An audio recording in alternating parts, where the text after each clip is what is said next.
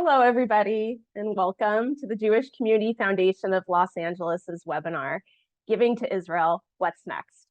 I'm Sarah Hahn, and I'm a Senior Program Officer here at the Foundation. I oversee our Israel grants, as well as advising our fund holders on philanthropic opportunities in Israel that match your values and your interests. Before we get started, I just wanted to review a few housekeeping items. I want to remind you that we're recording this session. If you would like closed captioning, please press the button that says CC at the bottom of your Zoom screen. If you have questions during the webinar, please use the Q&A box. Feel free to type your questions as the webinar is going on. You don't have to wait until the end. And then after Offi, who's our speaker today, finishes her remarks, we will go into a Q&A session where I will ask the questions that you submit. Israel remains a priority for the Jewish Community Foundation of Los Angeles, in this moment now more than ever. Since October 7th, the foundation has directed over $10 million towards Israel emergency funding. We expect this figure will only continue to grow in a substantial way, especially considering that over the past decade, the foundation and our donor community have distributed more than $180 million to over 500 organizations in Israel. And my colleagues and I at the foundation, we are here for you. We want to answer your questions, to help you figure out your giving and more. And we also have giving opportunities on our website, which you can find at the very top of our homepage, jewishfoundationla.org. And now, I'm honored to introduce the foundation's on-the-ground Israel consultant, Offi Zisser. Offi brings more than 2 decades of experience working in philanthropy, with dozens of funders, foundations, and corporations. Her philanthropic career began at the Joseph Drown Foundation here in Los Angeles and continued in various senior roles in Israel's philanthropic landscape, including heading the Advisory Services Division at Jewish Funders Network Israel and managing Azrieli Foundation Israel. Offi, we're so happy that you're here with us today. Please take it away. Thank you, Sarah. I appreciate being here, and I appreciate being given the opportunity to share with you what is going on in Israel now. 6 months and 2 days into the war, 6 months since the terrible October 7th, and there's still no end in sight.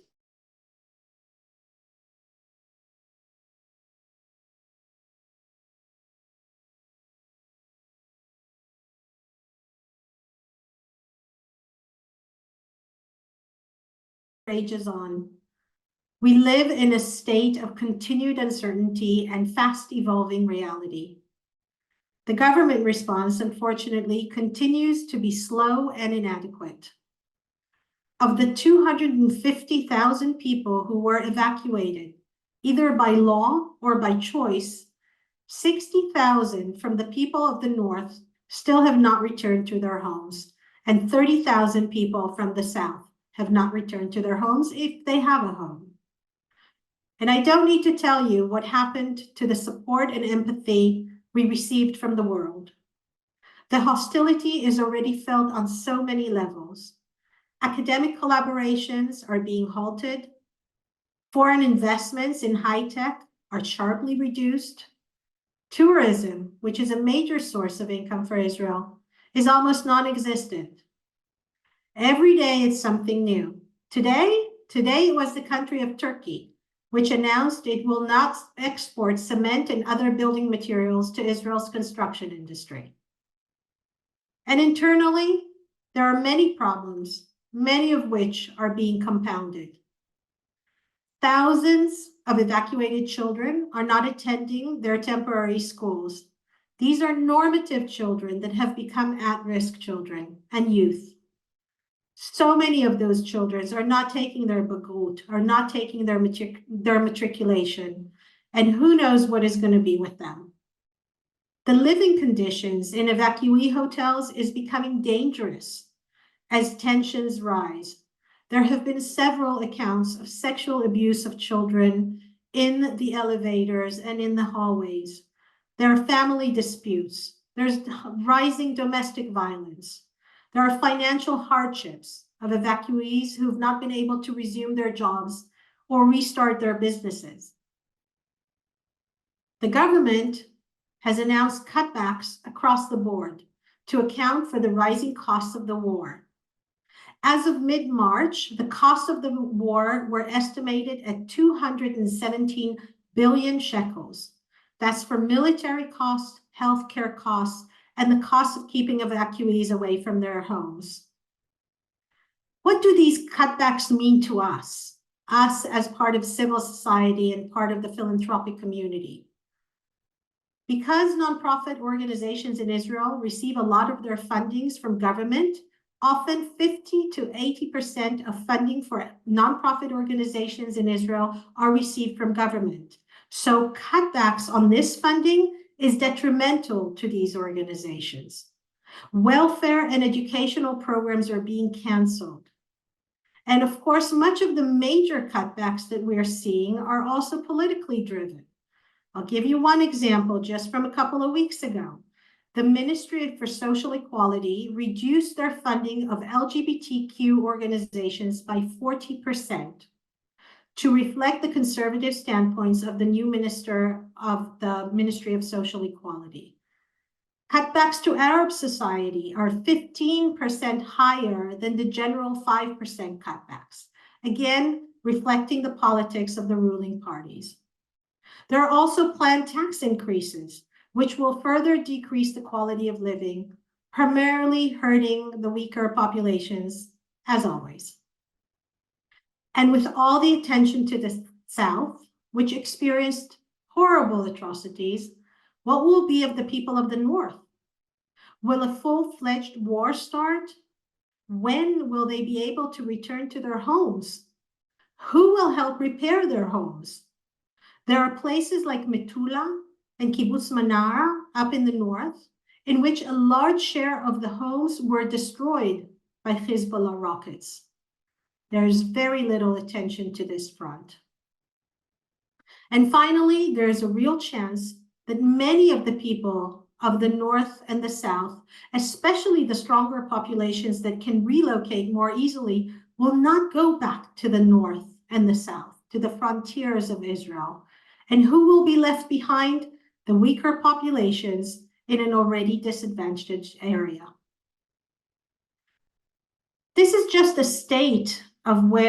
taste of where things stand today. And I haven't even mentioned the 133 hostages and their families who are living hell on earth for over 6 months.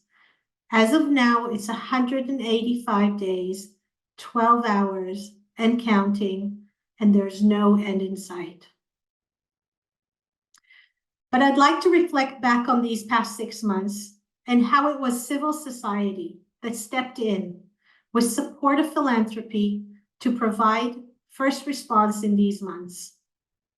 You know, it's estimated that 50%, 50, of all Israelis, no matter which sector they're from, Jewish, religious, Orthodox, or Arab, volunteered in the first month of the war.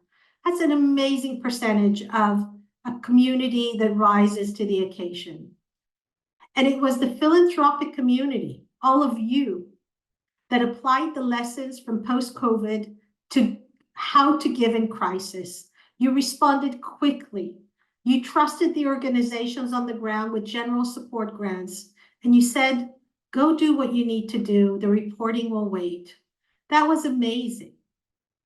More than that, I applaud the philanthropic community for supporting organizations for years, building their capacities, building their management, building a management cadre of nonprofit leaders in Israel. So when October 7th happened, most of the organizations that held the fort were the nonprofit organizations with strong capacity that you supported for years. They were aided by a cadre of high-tech and ex-military leaders who pivoted and created amazing all-volunteer organizations, such as the Hostages Forum, Brothers and Sisters for Israel, the Jerusalem Command Center, and so many other civil groups, none of which would have happened without philanthropy being out there quickly, generously, and making these things happen. In all these months of war, philanthropy has been funding much of what is government responsibility. But since government has not stepped up to its role, not for the most part, it was the social workers from Israel at the hotels on October 8th. It was brothers and sisters who were evacuating people from Sderot in their own cars. And it was the Hostages Forum, an all-volunteer organization that took care and still takes care of the hostages' families, providing them with hot meals, mental support, and pressuring Israel's government and the world to pay attention to this horrific situation. The first wave of massive philanthropic support ended on December 31st. Now many of us are asking ourselves, what is government going to support and when? Where is philanthropy needed? There are many organizations that recognize the plight of the people who cannot wait for government to start massively funding their needs. So these are continuing to do what needs to be done. These organizations are helping build safe rooms in places like Ashkelon, where people were not evacuated, but they don't have safe rooms. I've personally been down there. I have seen the aging population needing to move to the Dead Sea, getting reoriented to a whole different situation over there when all they needed back home was a safe room. I have seen the farmers of the South not being able to replant because they don't have the money from Mas Rechosh, from the property tax authorities, to repurchase their destroyed equipment. And it is philanthropy that has stepped in, even though it has not been its role, but seeing the need and being there to help the people build back better. And of course, provide the necessary psychosocial support so people will not develop long-term PTSD. So Sarah asked me to speak about what to fund in such a volatile environment. What are the greatest needs? Well, everything is the greatest needs. The answers are so wide and varied, just as the needs are. So I'll give you some ideas of what to fund, but this is certainly not an exhaustive list. For starters, if war will break out in the north, there will be much need for emergency relief there, just as it was during the south. Secondly, much of the ability to recover as people, as communities, and as a nation depends on us Israelis' mental health and resilience. A recent study estimates over 500,000 Israelis are at risk of developing PTSD. The sooner they are treated, the better. There is, of course, physical rehabilitation. It is estimated that 20,000 new soldiers and civilians will be recognized as officially disabled by the end of 2024. Just to compare that, until October 7th, Israel had 64,000 persons recognized as disabled from war and terror since 1948.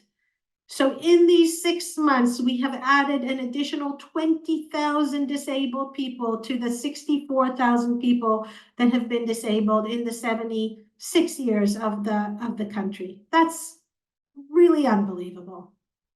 We have a major shortage of rehabilitation beds, mostly in the periphery of Israel, in the north and in the south. So we have a lot of people who are injured and need to stay in the center and have their families stay in the center because there are not enough rehab beds.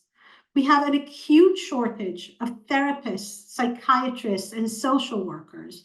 Just to give you an example, in the public sector alone, there are 750 positions for social workers that are unfilled because we have such a shortage. There is the issue of the hostages, the ones who returned, their families, and the ones that haven't. This is an open wound in all our hearts, and the needs of these families and these people are immense and will continue to be immense for years to come. God willing, their hostages, their family members will come back, but their needs for rehabilitation will be huge for them, for their families, for their parents, for their siblings, for their cousins who have not gone back to work and have been working tirelessly to try and bring them back. Economic rehabilitation is another biggie. So many soldiers and reservists lost their small businesses. Can you imagine if you have a small barber shop in Kiryat Shmona and you have been on reserve duty for the last 5 months? Where do you go back to set up shop? Where are your clients? So many of these soldiers, reservists, and their spouses lost their businesses. Many of them have been laid off. The need to help them rehabilitate economically is huge. Support for the children. With so many children still not living in their homes, they need assistance. They need afternoon programs. Their parents need those afternoon programs. They need programs for youth that they won't become youth at risk. So those needs are also tremendous. We also are a country that has become, over the last year and a half, unfortunately, a very polarized society, a society of left and right, of secular and religious, of Jews and Arabs. We must find a way to do social cohesion, to bring us back together as a country if we're going to rehabilitate from this war.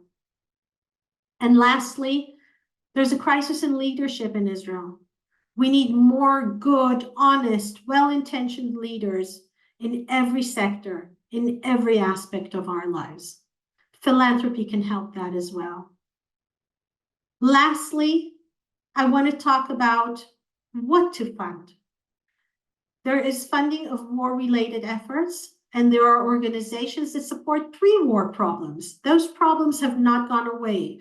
Welfare and educational programs, disadvantaged people. The latter suffer now from tremendous budget cuts from both government and from funders who have now pivoted to war-related efforts. So there's no right or wrong. The needs are so huge that any type of support, any amount of support is important, is life-changing, and shows us that we are not alone. Naomi, Sarah, the entire foundation team, and I are here for you to help you navigate this vast space of helping Israel in its darkest moment. Thank you. Sarah. Thank you, Offi. So we're getting a few questions, and I wanted to start with a big one. You just mentioned that no amount is too small and that any amount is impactful. But if a donor is hearing what you're saying and the needs are so big and overwhelming, how do we even get started? How would you recommend that someone gets started picking what they want to support, given there's just so much need right now? So I'll speak about what I spoke last. If there are organizations that you have supported in the past and you like and respect their work, they need your help. Chances are they are suffering from cutbacks, both from their government funding and from their philanthropic funding. So if you know them and you know their needs, help them.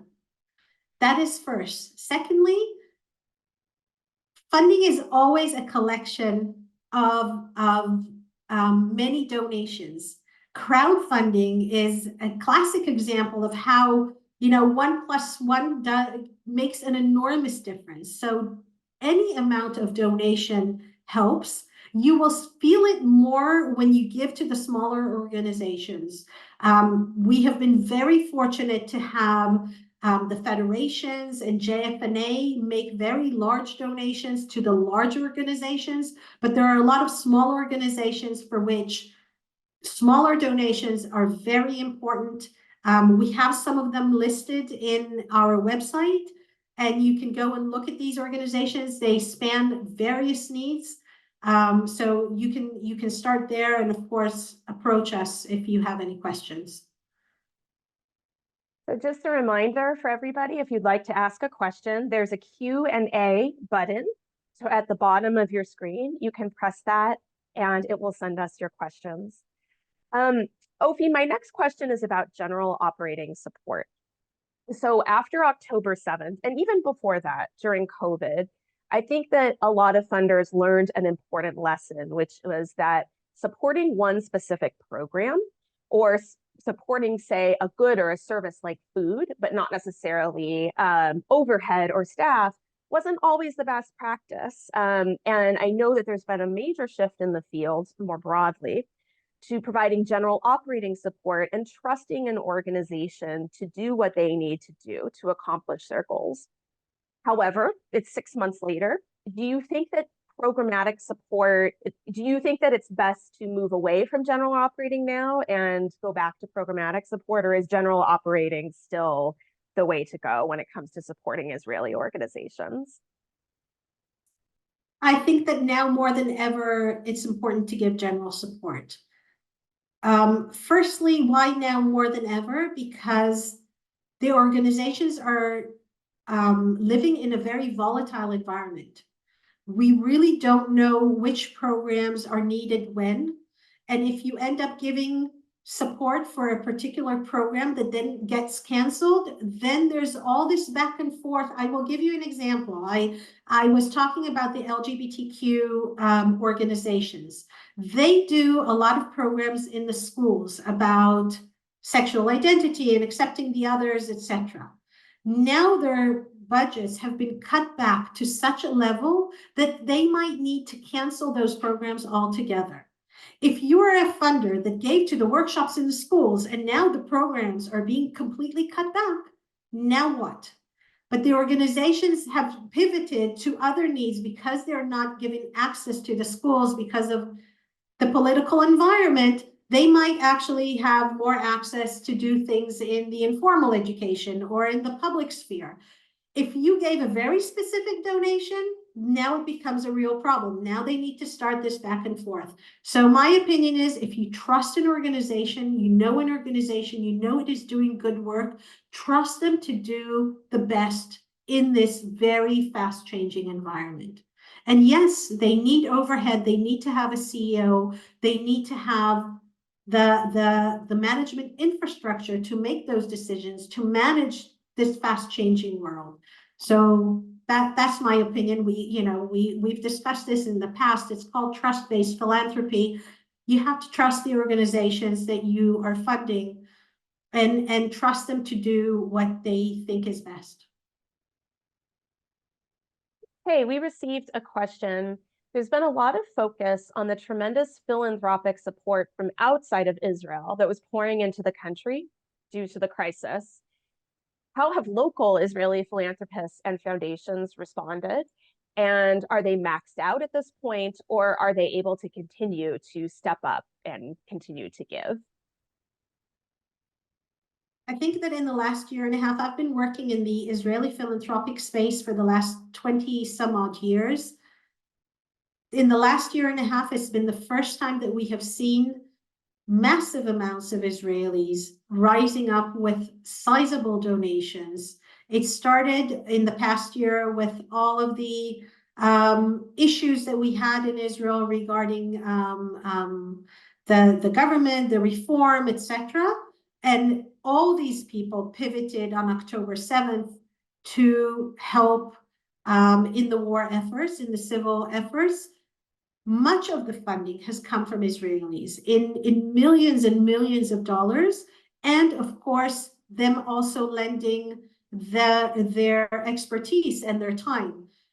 We have seen so many hundreds of high-tech VC people and ex-military people putting all their activities aside and spending all of their time helping the Israelis. For example, I'll give you an example. There's now something called the Business Alliance. It's 150 Israeli corporations, each of which has adopted one of the communities of the North or the South, and they're there to help them with their cash needs, their logistical needs. We have had communities that were in the Dead Sea and hotels and have moved into apartment buildings and have moved into communities and have created temporary caravan communities. That has all been aided by Israeli business leaders, both in terms of their times, their expertise, their networks, and their money.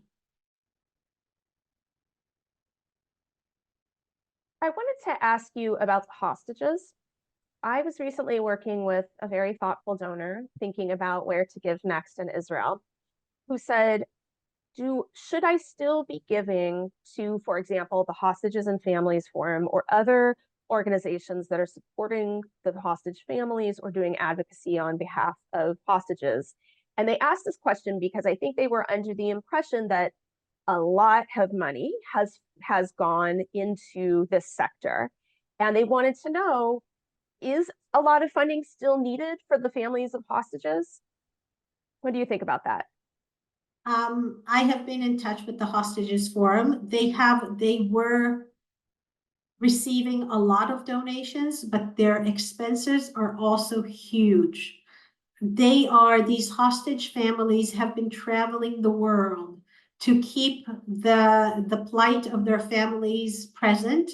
That is very costly. They're also suing Hamas at The Hague, in other places. As we all know, anything that has to do with legal is outrageously expensive. So, and of course, there is the mental support of the families. They're getting the type of mental support at the Hostages Forum that they would not get anywhere else. What I mean is, every single member of the family is getting their own individualized support, because what a sibling needs and what a mother needs is very different. So when we say a family can be 10 people who are getting individualized therapy, much more than what the state is offering.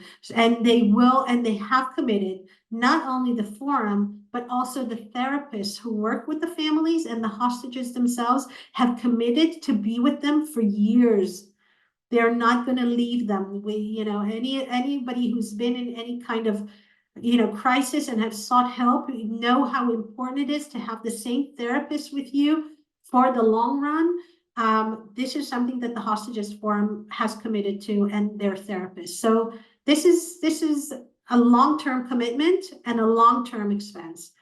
So I know that they have gone into crowdfunding again because their balance has been depleted. And I will say again that the vast majority of the people who are at the Hostages Forum are volunteers. So those are not the costs. The costs are the real direct costs to the families and to keeping the story alive. We received a couple questions that were a little bit similar.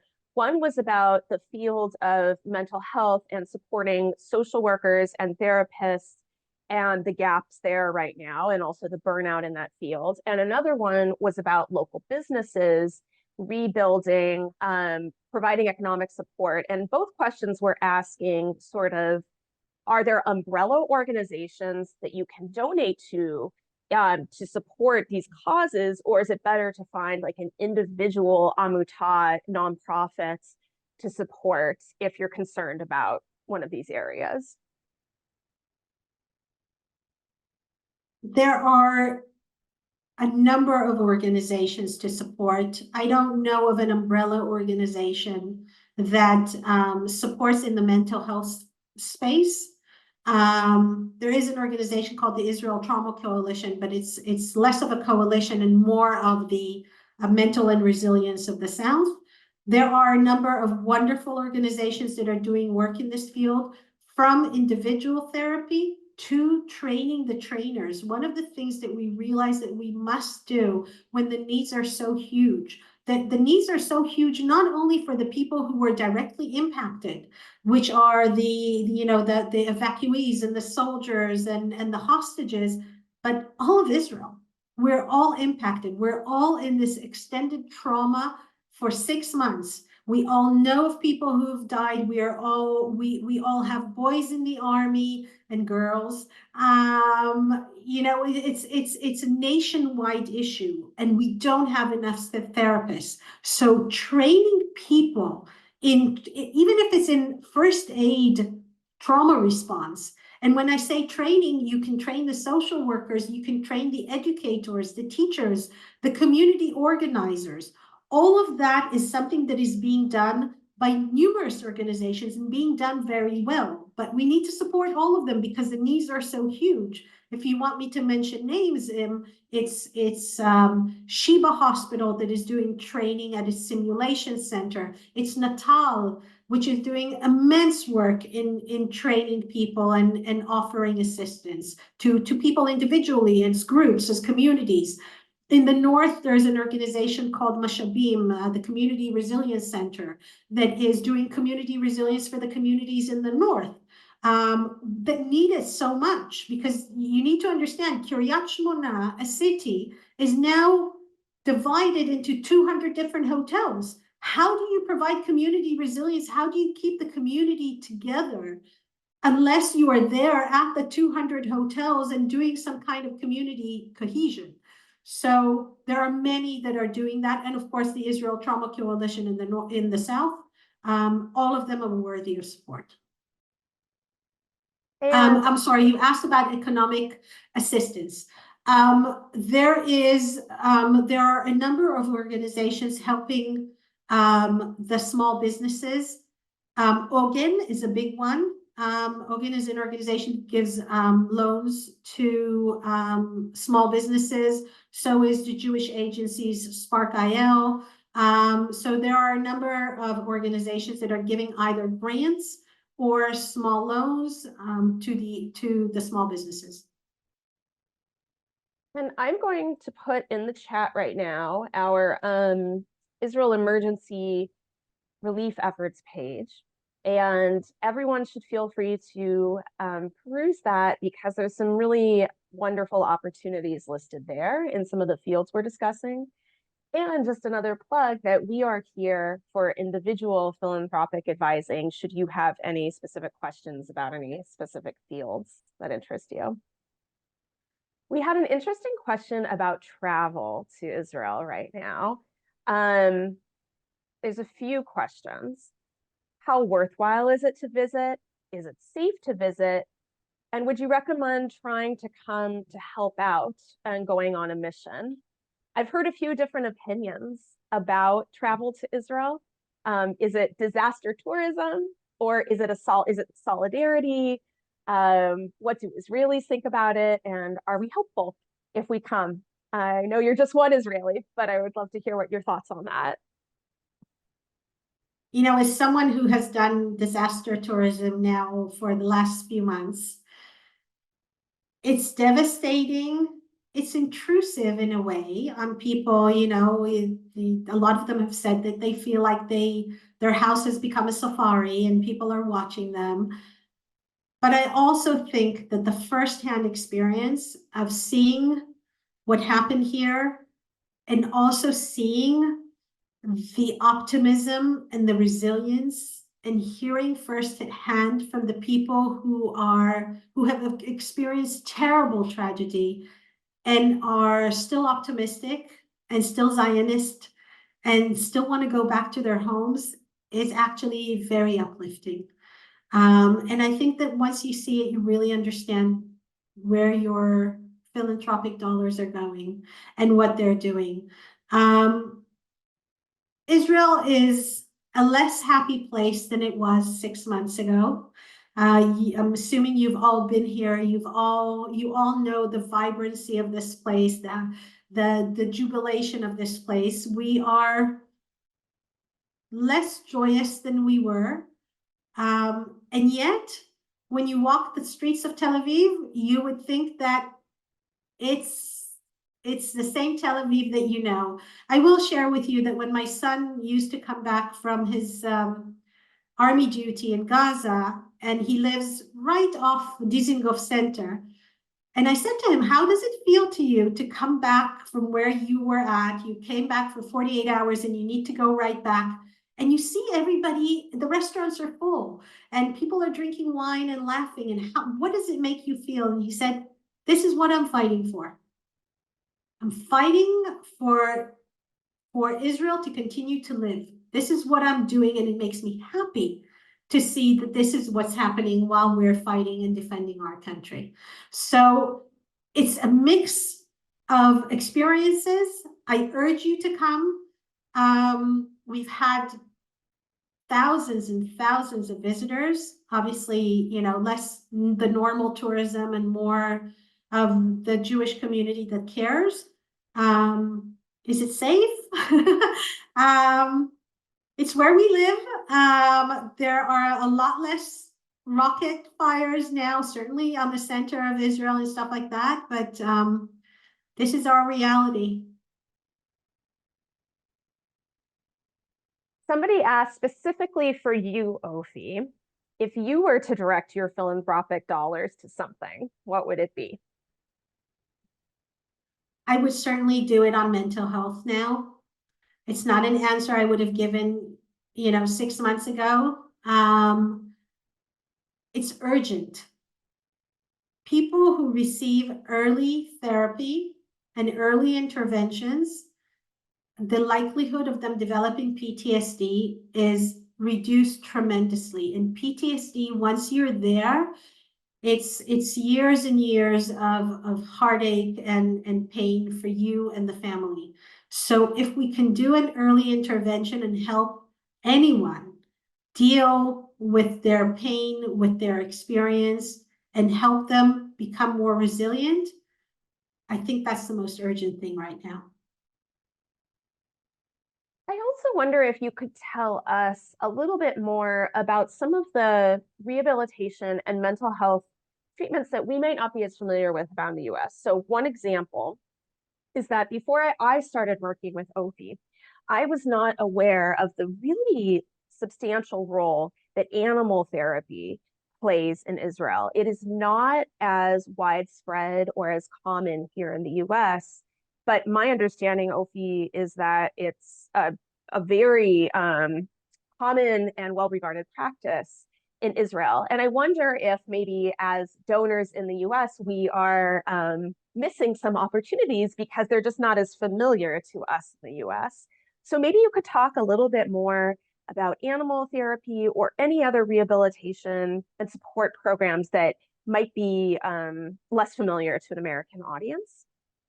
Okay, I will start with animal therapy. Yes, in Israel, we have a lot of therapeutic farms.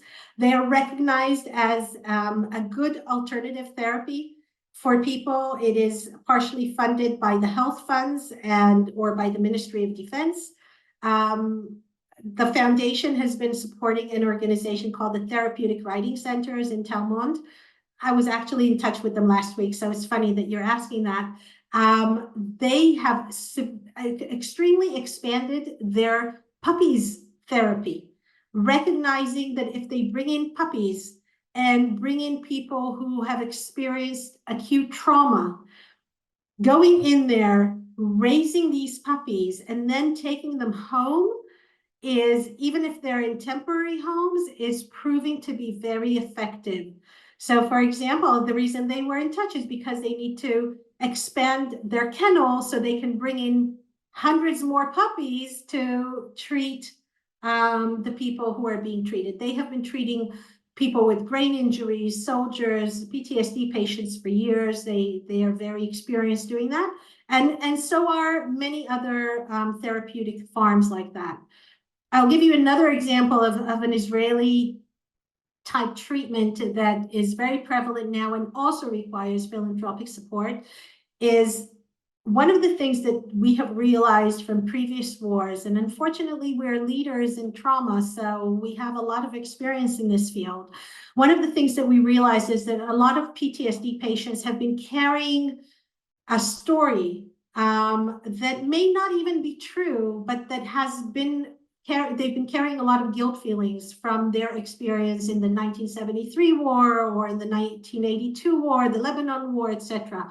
So one of the things that the Army has done very successfully, we hope, in this war is every time a battalion leaves Gaza and has finished its current tour of duty, they do a 3 to 5 day intervention program before they go home to help them talk about their experience, make sure that nobody's carrying a guilt trip on something and that they can work out with their own group, and then helping them refined their own individualism, because when they are in the battlefield, it's very much about the together, the camaraderie.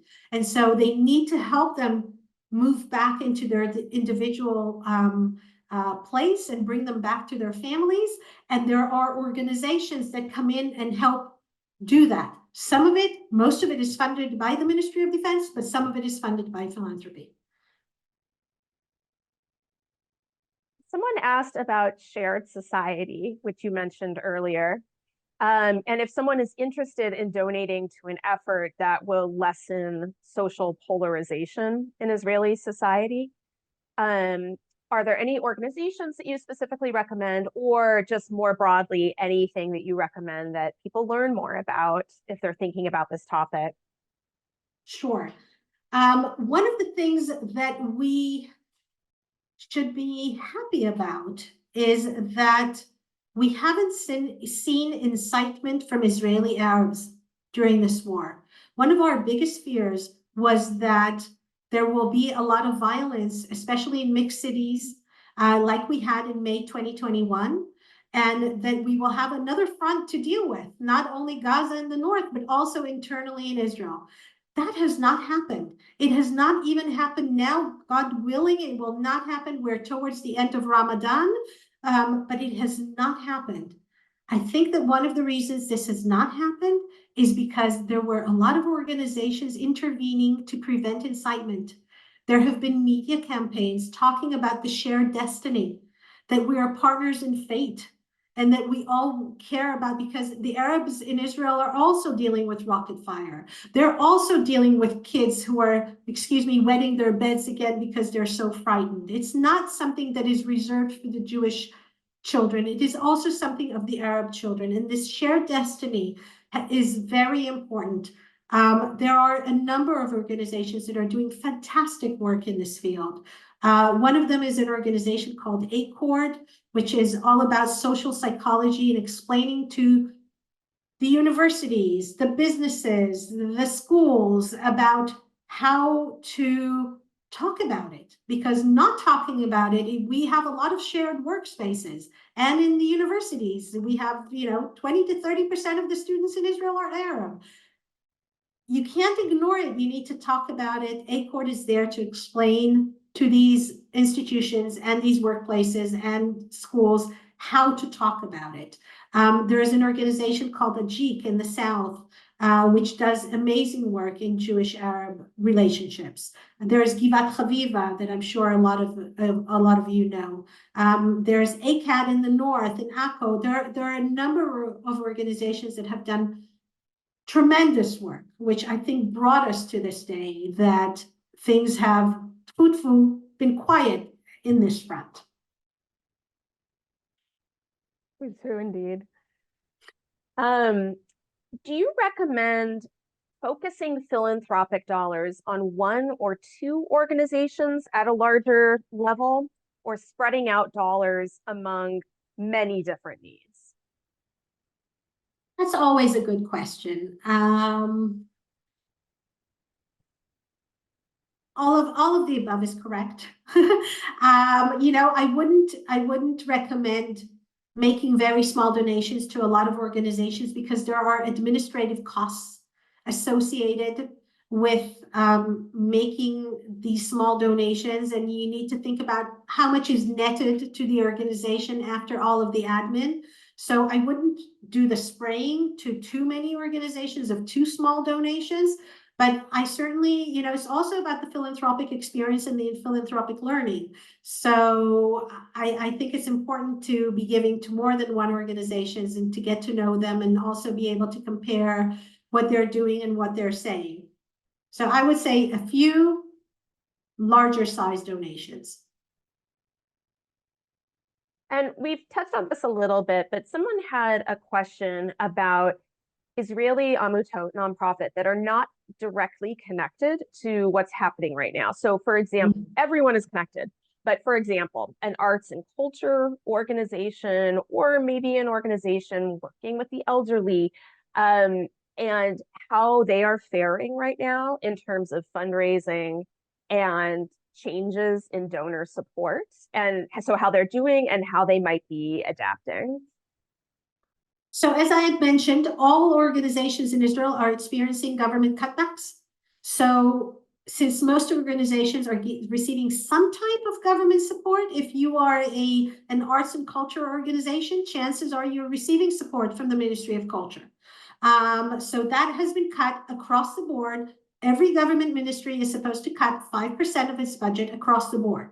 So that is immediately impacting the nonprofits, obviously impacting the nonprofits more than the government programs, because they will save more for the government programs and give less to the nonprofits. So I would say every organization is suffering and every people is suffering. The elderly in Hadera that is not within rocket range are still suffering because we are all in system overdose of living in a war situation, in a worrisome situation. So I would say every Israeli, no matter which age or sector, is suffering during this time, and they need the support. And I do think that helping the organizations that you have loved not collapse, because organizations will collapse because of the cut in government funding and the cut in philanthropic funding. I know of an organization that had mentioned to me that they have had funders for years who said, I'm sorry, not this year.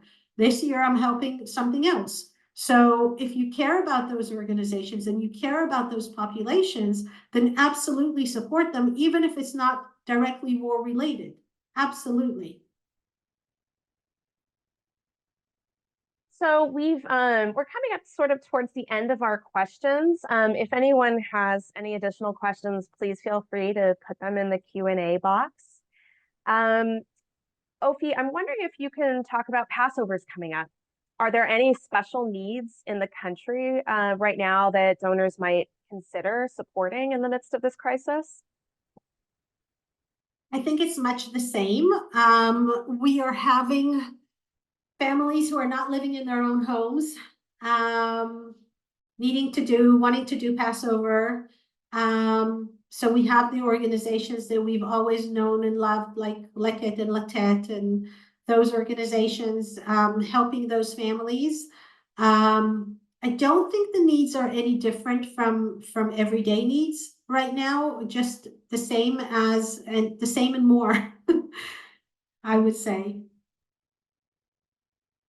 I think we'll end it with this question, which I think is lovely. Yom HaAtzmaut, Israel Independence Day, will be celebrated in just over a month.